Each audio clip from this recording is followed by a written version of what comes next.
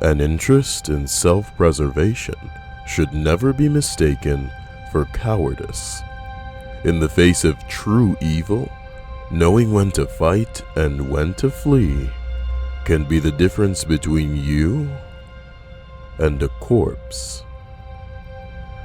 Stay alert, stay alive. You didn't hear this from me. Shanda Scherer was 12 years old, and having recently moved to Albany, Indiana with her mother, was eager to make friends at her new school, Hazelwood Middle. Shanda met a girl named Amanda and began a relationship, only to find out that Amanda had already been in a relationship with another girl, Melinda Lovelace. Jealous, Melinda threatened Shanda in and out of school, so consistently that Shanda's mother had her transferred to a Catholic school. Shanda and Amanda's relationship ceased, but Melinda's rage remained.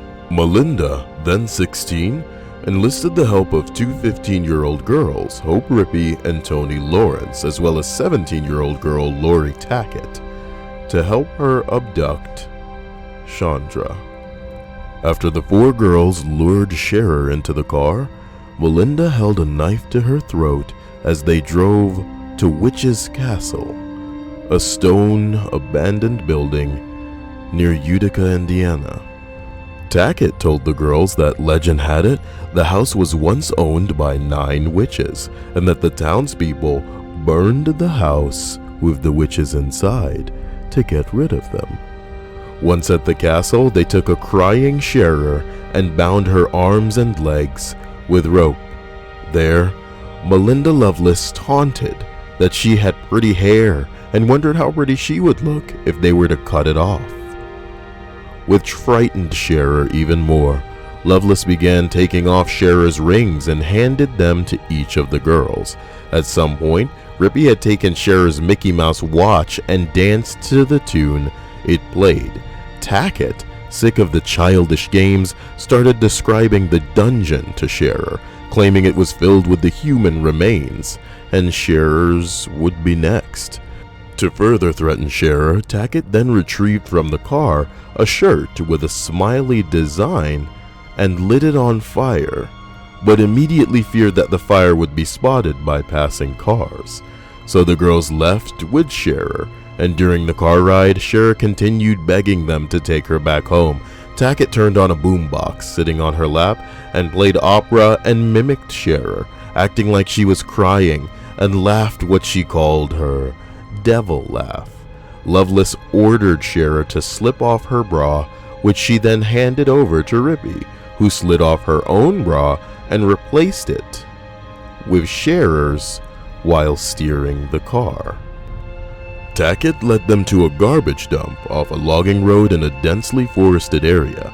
Lawrence and Rippey were frightened and stayed in the car. Melinda and Tackett made Scherer strip naked, and Melinda beat Scherer with her fists. Next, Melinda repeatedly slammed Scherer's face into her knee, which cut Scherer's mouth on her braces. Melinda tried to slash Scherer's throat, but the knife was too dull.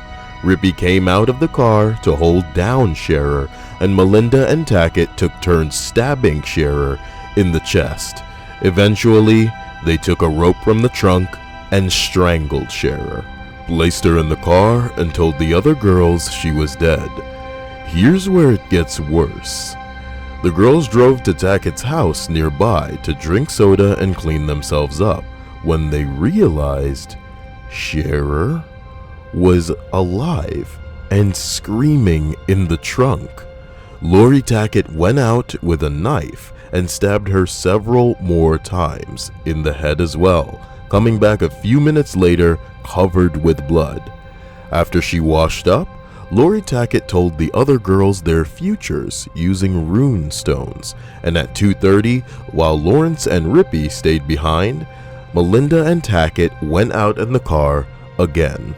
Shanda Scherer continued to make crying and gurgling noises in the trunk, so Lori Tackett stopped the car, When they opened the trunk, Scherer sat up, covered in blood, her eyes rolled back in her head, unable to speak. Lori Tackett beat her with a tire iron until she was silent. Melinda Loveless and Lori Tackett returned to Tackett's house just before daybreak to clean up again. And when Rippey asked about Scherer, Lori Tackett laughingly described the torture. The girls then drove to a gas station, pumped some gasoline into the car, and bought a 2-liter bottle of Pepsi. Lori Tackett poured out the Pepsi and refilled the bottle with gasoline. They drove north of Madison past Jefferson Proving Ground to Lemon Road off US Route 421, a place known to Rippey. Lawrence stayed in the car while Tackett and Rippey wrapped Shanda Scherer, who was still alive, in a blanket and carried her to a field by the gravel country road. Tackett made Rippey pour the gasoline that she'd filled the empty 2-liter bottle with onto Scherer, and they set it on fire. Melinda Loveless was not convinced Scherer was dead, so they returned a few minutes later to pour the rest of the gasoline on her. The girls went to a McDonald's at 9:30 a.m. for breakfast, where they laughed and joked about Chandra Scherer looking like one of the sausages they were eating. And guess what? 2 of the 4 girls involved in this abduction, assault, torture, and murder are currently free people. You might say they were just kids and maybe the parents are to blame. But at the end of the day, a 12-year-old girl is still dead.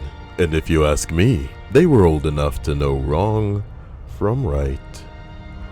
But hey, you didn't hear this from me.